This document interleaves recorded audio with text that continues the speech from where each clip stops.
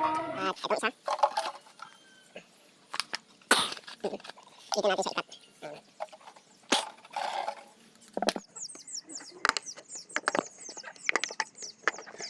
Kailangan natin ng pigs. Grower, mas maganda. Yung para sa baboy. Yan. Sa pagkain, ganito lang kadami. Huwag yung dadamihan masyado kasi mamamatay yung mga hipon natin pag pumasok sila. Kaya maliit lang. Yan lang. Mga 15 piraso, okay na yan. So ganyan lang.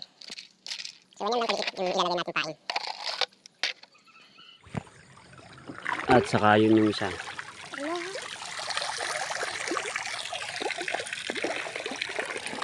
Ayun.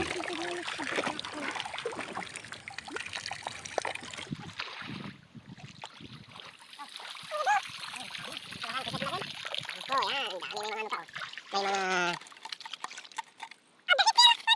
Ay, bigyan niya.